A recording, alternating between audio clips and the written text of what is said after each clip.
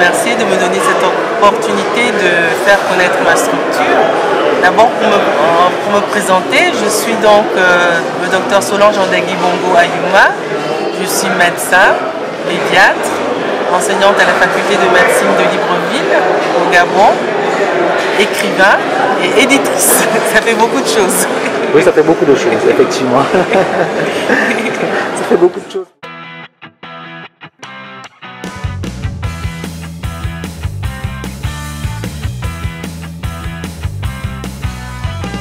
Donc il faut dire que depuis mon enfance, j'ai toujours été à la fois littéraire et scientifique. J'ai fait toute ma scolarité, la grande majorité de mes études en Europe et en France. Mon père était ambassadeur et tout. Donc au moment du bac, j'ai hésité entre la carrière scientifique et littéraire. Donc j'ai coutume de dire que je suis devenue médecin par vocation et que je suis écrivain par passion. L'un dans l'autre, en fait, c'est la médecine qui m'a ramené à la littérature par rapport au vécu. Vous savez, je suis pédiatre, donc je m'occupe de nouveau-nés, particulièrement des prématurés.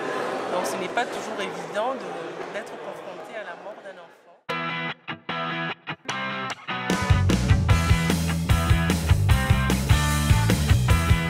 Parce qu'il ne faut pas suivre. C'est un roman, mais en fait, il s'agit d'un conte philosophique.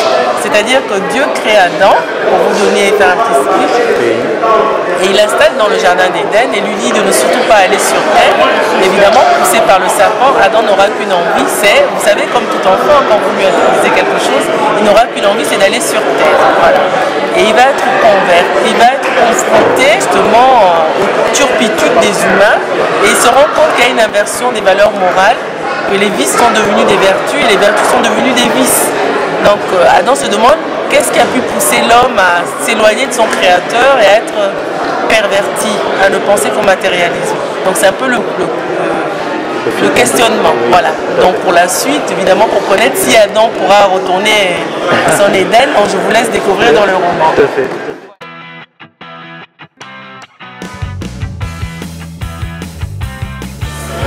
C'est très simple parce que la tentation d'Adam, en fait, c'est parti d'un projet d'auto-édition. Donc, avec mes multiples activités, parce que j'étais médecin pédiatre, à l'époque, j'exerçais à plein temps, j'enseignais à la fac. Vraiment, j'avais pas le temps. Vraiment, je me suis dit, je vais chercher un éditeur. Donc, malheureusement, localement, bon, il faut dire, je suis tombée sur des éditeurs vraiment un peu scrupuleux, parce que comme ça se fait, bon, j'ai donné de l'argent, après j'ai été comme Sœur Anne qui n'a jamais rien vu venir. Voilà. Tout à fait. Voilà. Donc je me suis dit autant me lancer, c'est comme ça que j'ai lancé un peu les éditions Amaya. Et d'ailleurs je remercie aussi ces éditeurs, hein, parce que oui, ça m'a permis quelque part de... Ça vous a permis de faire votre travail vous-même. Voilà.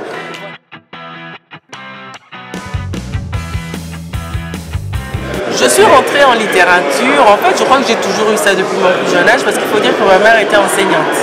Elle était enseignante, elle enseignait le français, vous savez qu'à l'époque, dans les années 60 et tout, donc quand elle avait personne pour me garder, elle était obligée de m'amener dans sa classe. Donc même à l'âge de 2 ans, 3 ans, j'étais déjà familiarisée avec des plus grands que moi. Après, il paraît que je les corrigeais même, donc c'est comme ça que petit à petit je me suis familiarisée avec la langue de Molière. Donc je pense que j'ai toujours eu ça en moi. Voilà. J'ai commencé à écrire, pour vous dire, mon premier roman, je l'ai écrit à 17 ans entre les 2 tours du bac.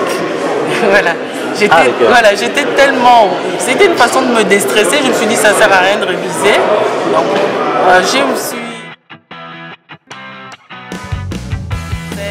donc on se pose des questions sur le sens même de la vie. Donc en fait, au départ, j'écrivais plus pour moi. Pour moi, ça a été comme un catalyseur pour...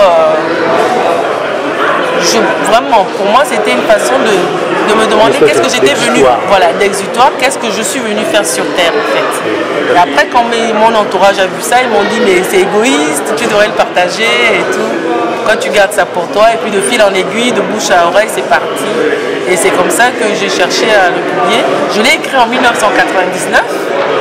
Ah, quand même, hein. Je l'ai écrit, la première version a été écrite en 1999, mais ça n'a été publié qu'en 2008. Donc 9 ans plus tard. Voilà, donc vous voyez quand même le cheminement. Parce que comme tout le monde, j'ai écrit, j'ai laissé dans un coin.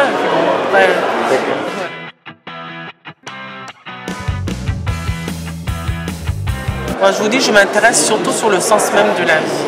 Donc on peut dire que je suis écrivain engagé dans le sens où je me pose beaucoup de questions d'ordre social.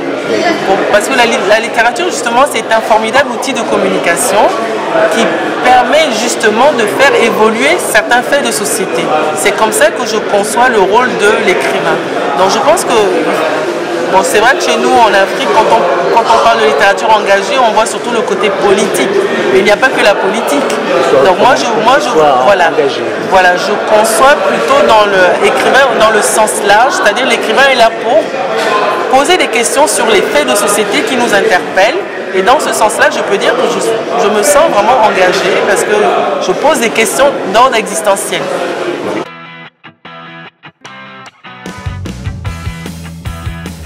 Du point de vue humain, ça m'a apporté beaucoup de choses. Ça m'a apporté beaucoup de choses parce que je suis allée présenter La Tentation d'Adam dans différents lycées et collèges, même à l'université. Donc ça m'a apporté du point de vue déjà écrivain.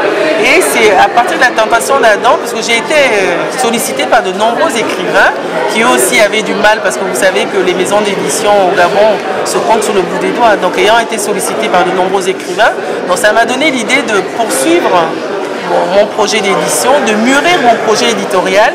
Et c'est là où sont nées, je veux dire, les éditions Amaya Nouvelle Formule.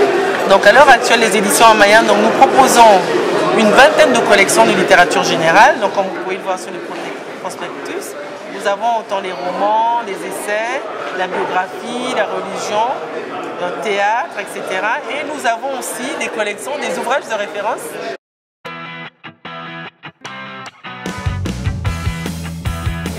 Dans la vie de tous les jours, soit dans mon environnement quotidien, soit dans l'exercice de ma profession, soit dans les gens que je rencontre. Je rencontre évidemment. De toute façon, ceux qui lisent se reconnaissent, hein, mais même si après on force les traits, parce que comme je vous dis, c'est surtout, j'écris soit des romans, bon, le premier que j'ai écrit c'est un roman, un roman parce que je m'intéresse beaucoup à l'ésotérisme, mais je fais aussi des biographies. Le prochain livre que je vais sortir, c'est Au nom de tous les au nom du Père. Il s'agit de la biographie de mon père. Pour ceux qui ne connaissent pas, c'était l'un des tout premiers vice-présidents de l'Assemblée nationale à l'époque de Léomba. Donc c'est en 3 tomes. Ça commence dans les années 30 jusqu'en 2000. Donc ça nous permet justement de voilà, une biographie. Ça nous permet de découvrir le Gabon avant les indépendances jusqu'à l'époque contemporaine. Voilà.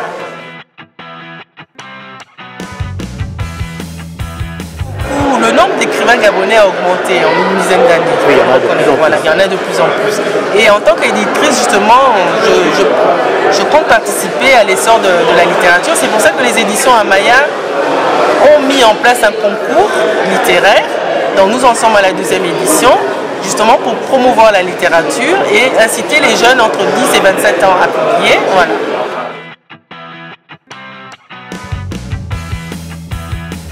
En fait, il faut être persévérant et il faut avoir justement une vision à long terme.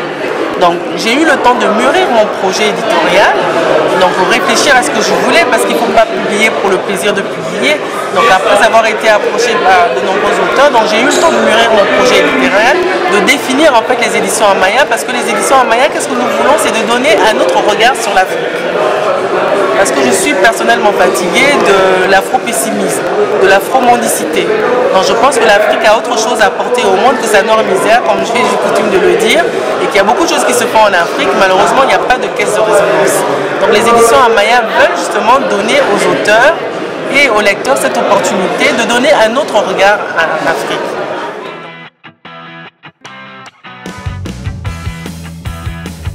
Voilà, comme je vous le dis, j'ai grandi en Europe, fille de diplomate et tout. Je ne connaissais pas du tout le Gabon, j'étais totalement coupée de mes racines et on m'a même proposé du travail ici en France.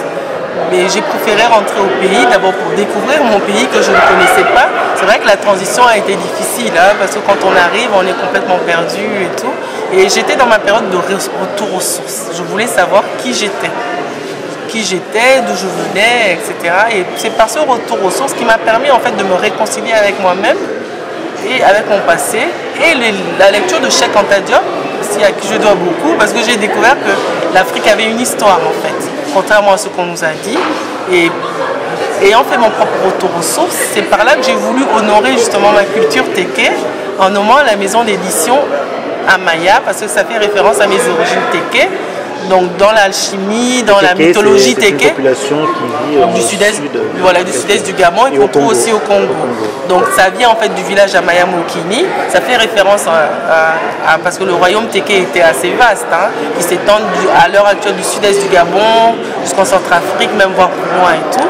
Et au niveau d'Amaya Mokini, en fait, c'était le village où ils se retrouvaient pour honorer leur dieu. Donc pour tout Téké, quand on parle d'Amaya Mokini, vraiment ça a une très grande signification. D'accord. Voilà. Ça, donc.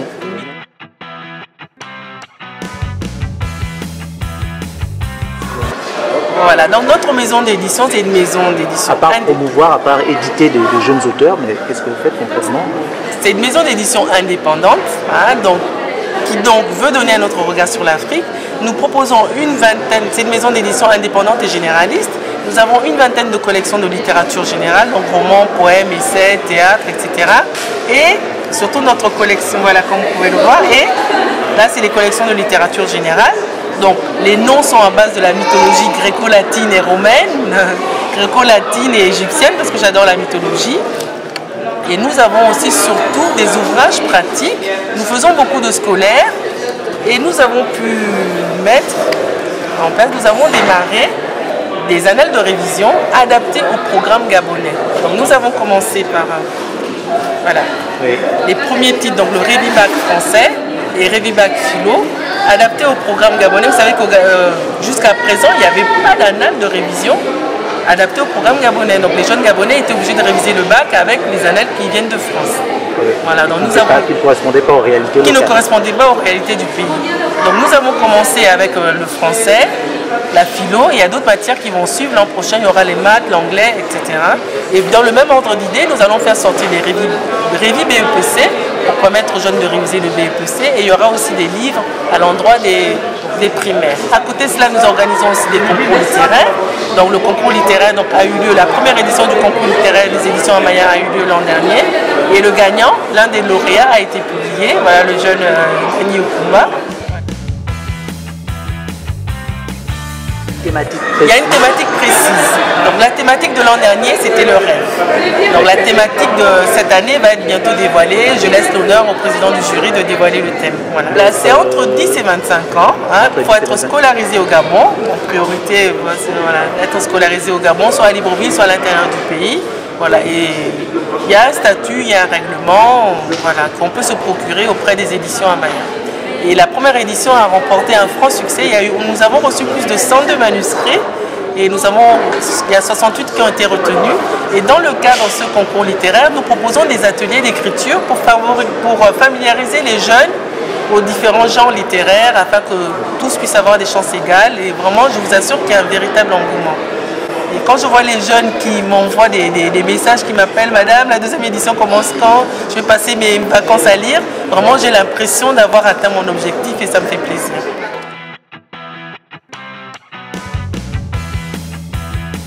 Oui, les sponsors sont les bienvenus dans le cadre du concours, les différentes actions.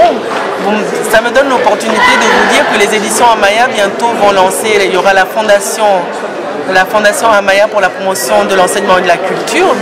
Bien sûr, toutes les bonnes volontés sont les bienvenues. Hein, donc nous ne refusons personne.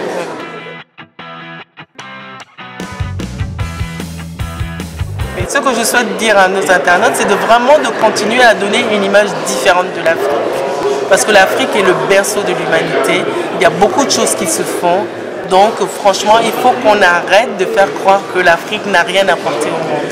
Donc nous avons beaucoup de choses à faire et il faut continuer vraiment parce que la décolonisation, ce n'est pas que de fait. La décolonisation, c'est aussi dans la tête. Donc c'est à nous-mêmes de construire l'Afrique, personne ne le fera pour nous.